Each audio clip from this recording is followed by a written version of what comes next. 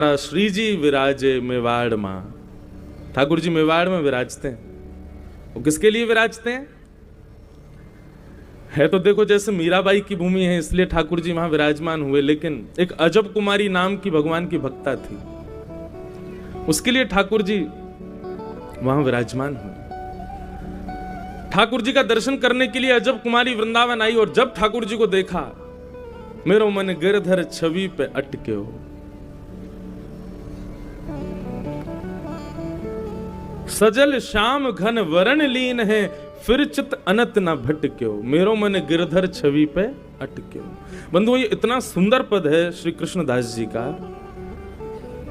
भक्ति के कई भाव इस पद में एक अकेले पद में परिवर्तित प्रकट कर दिए श्री कृष्णदास जी ने।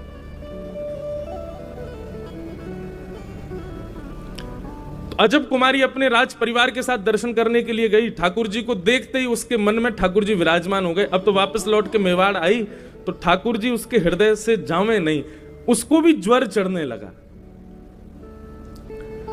इतनी व्याकुल हो गई, कई वैद्यों ने आकर के औषधि दी लेकिन वो ठीक नहीं हुई। तब उसने अपने पिताजी से कहा कि पिताजी, ये औषधियों से ठीक होने वाला रोग नहीं है, मुझे वृंदावन जाना है, मुझे ब्रज जाना है, गोवर्धन में श्री गोवर्धन नाथ जी के दर्शन करने, तभी मेरा ज्वर ठीक होगा और मैं सदा के लिए ब्रज में ही रहूंगी। राज परिवार की पुत्री होने के नाते पिता ने कहा कि हमेशा के लिए तो वृंदावन नहीं भेजूंगा मैं, कुछ दिन के लिए तुम चली जाओ। बहुत ध्यान से सुनना। तब अजब कुमारी वृंदावन आई। कल आप लोगों ने देखा था रात्रि में जब उत्सव प्रारंभ हुआ, हम चौसर खेल रहे थे पुजारी जी के साथ। वो ठाकुर जी के पक्ष के थे, हम श्री जी के पक्ष थे। और कल चौसर में फिर कौन जीता? श्री जी जीती। वो उसमें पद में भी आता, छलबल से जीती श्यामाजू जीत गई। और दाव पे क्या लगा था? ठाकुर जी की पीताम्बरी और बंशी।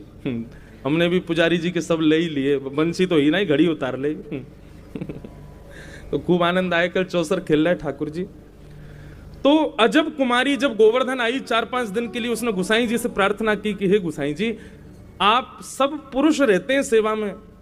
एक परसों एक बहन मुझसे कह रही थी कि महाराज जी, ठाकुर जी सेवा में सब पुरुष ही रहते हैं, हमको भी ले लिया करो। हम हमारे कहने या हमारे चाहने से आप सेवा में आ जाओगे? नहीं, ठाकुर जी की इच्छा होगी तो आप आ जाओगे और आपको पता भी नहीं चलेगा वो कब सेवा ले लेंगे आपकी। तो अजब कुमारी ने गुसाई जी से कहा कि आप मुझे कोई सेवा प्रदान कर दें, ठाकुर जी की कोई सेवा दो। तो गुसाई जी बोले, देखो अब यहां अपरस की सेवा है, तुमको क्या सेवा दें, तुमको जो प्रिय लगे तुम ठाकुर जी की सेवा करो। तो अजब कुमारी ने मन बनाया कि मैं ठाकुर जी के साथ चौसर खेला करूंगी। तो क्या करती थी? दर्शनार्थी जहां खड़े होते थे वहीं बीच में चौकी पर बढ़िया चौसर खोल करके और ठाकुर जी को देख करके और पासा चलती थी। एक बारी अपनी चलती और अपनी चाल चल के फिर कहती, ठाकुर जी अब आपकी तरफ से, फिर ठाकुर जी की तरफ से चलती। चौसर खेलती, इतनी निपुण थी वो खेलने में कि उसकी जीत होती थी, लेकिन जैसे ही वो जीतने वाली होती थी ऐसा चाल चलती थी कि ठाकुर जी जीत जाते थे, वो हार जाती थी। महाराज 4 दिन तक उसने ठाकुर जी को जिता दिया, लेकिन जिस दिन उसका वापस प्रस्थान करने का समय था उस दिन नेत्रों में आंसू, बोले ठाकुर जी आप ही रोक सकते हो मुझको। चौसर खेलने लगी ठाकुर जी के साथ, खेलते खेलते खेलते जैसे ही ठाकुर जी जीतने वाले थे उसने ऐसी चाल चली कि ठाकुर जी हार गए और वो जीत गई। तभी क्या देखा कि गर्भगृह में विराजमान श्रीनाथ जी के प्रश्वेत के बिंदु प्रकट हो गए, पसीने आ गए ठाकुर जी को। तब उसने कहा, जय जय, आपको श्रम नहीं होना चाहिए, एक चाल और खेलें, हाँ अब की बार अच्छे से खेलना, आप जीत जाओगे। आज तो अंतिम है, मैं तो जा रही हूं फिर अपने घर। और चौसर खोल करके ठाकुर जी को खिलाने लगी। खिलाते खिलाते खिलाते आज तो चाल ऐसी चल रही थी, वो चाह करके भी ठाकुर जी को नहीं जिता पा रही थी, खुद ही जीत रही थी। लेकिन अंत आते आते उसने ऐसी चाल चली, फिर से ठाकुर जी को जिता दिया। जैसे ही ठाकुर जी जीते, भगवान से रहा नहीं गया और श्रीनाथ जी प्रकट हो गए और आकर के उसकी गोद में आकर के लिपट गए। बोले, हम तुम्हारी भक्ति से बड़े प्रसन्न हैं। तुम चौसर में इतनी निपुण हो कि तुमसे कोई जीत नहीं सकता, लेकिन तुम हमको जिता देती हो, खुद हार जाती हो। बताओ क्या चाहिए। अजब कुमारी बोली, मत पूछिए, क्यों, आप दे नहीं पाओगे। ठाकुर जी बोले, आपने हमको प्रसन्न किया, आप जो कहेंगी हम देंगे, आप मांगिए तो सही। बोले, वचन दीजिए जो मांगूंगी सो देंगे। बोले, देंगे। बोले, मैं ब्रज में नहीं रह पाऊंगी, आप मुझे दर्शन देने के लिए मेवाड़ पधारो, मेवाड़ में विराजो।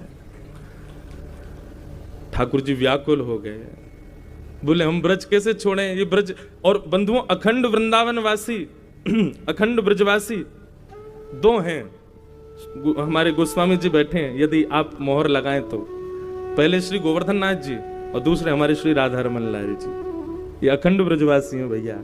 इनने कभी वृंदावन का त्याग नहीं किया,